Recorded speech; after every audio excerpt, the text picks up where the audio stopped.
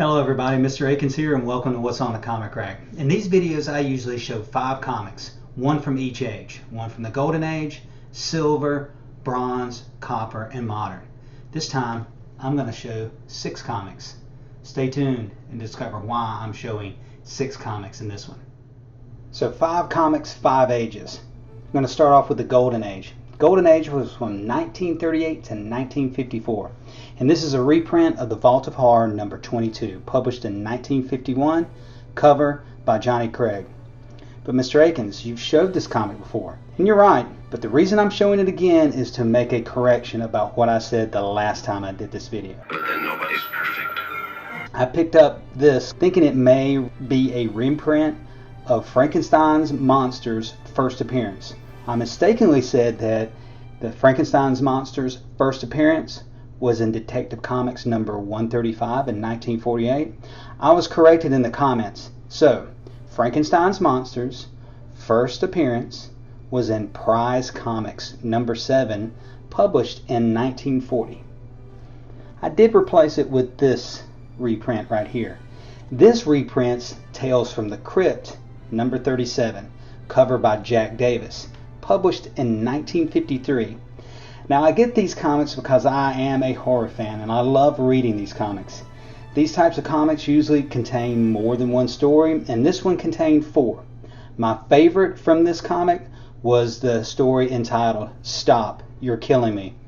It was a supernatural story of revenge where the firehouse descent pole was replaced with a razor pole. For anyone who has ever slid down a metal slide, the thought of sliding down a razor descent pole was really cringy.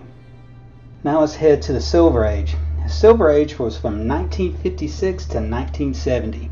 Here we have Tales of Suspense number 94, published in 1967, cover by Jack Kirby. Now this is the first appearance of Modok. I bought this comic in the early 90s for about 30 cents. I had no idea it was the first appearance of MODOK, and back then the first appearance of MODOK was only worth 30 cents. I just thought, ooh, this is a cool Jack Kirby cover, and I bought it. I remember having this comic as a kid, or at least a reprint of this comic, but I'm sure I cut this comic into absolute pieces. Just what I did when I was a kid. Looking back at these videos I've done, I've picked up and continue to pick up issues of Tales of Suspense.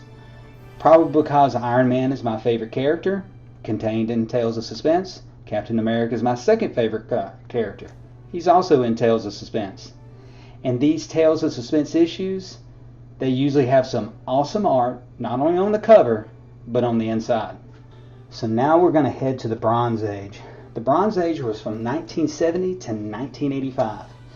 This is Captain America and the Falcon number 201 from 1976. Another Jack Kirby cover. This was the first appearance of the Night People.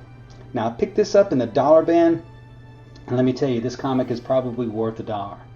She has a lot of issues, but she presents pretty well. I think I've said this before, but my first exposure to Captain America was Jack Kirby's short run on this title in the 1970s. I love his iteration of the Falcon's costume. I know it's unrealistic, cartoony, but those things are what I like about it. Very bold, very colorful, very Jack Kirby. Next we're going to head to the Copper Age from 1985 to 2000. With The Thing, published in 1983, cover by John Byrne. Now this was the first solo title for Fantastic Four's Bengrimm, better known as The Thing. This title replaced Marvel's 2-in-1, which usually featured The Thing teaming up with another Marvel character. This could possibly be my favorite Thing cover ever. In this issue, Bengrimm is forced to confront his own troubled past, and this is the first time Ben's past has really been explored. His involvement with the Yancey Street gang, his relationship with his father, his life at Empire University where he met Reed Richards, his brief stint in the U.S. Air Force, and the fateful flight that created the Fantastic Four. All of that is contained in this issue.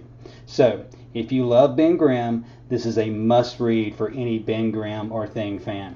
I'm sure it's not that expensive, You might even be able to find it in a dollar bin.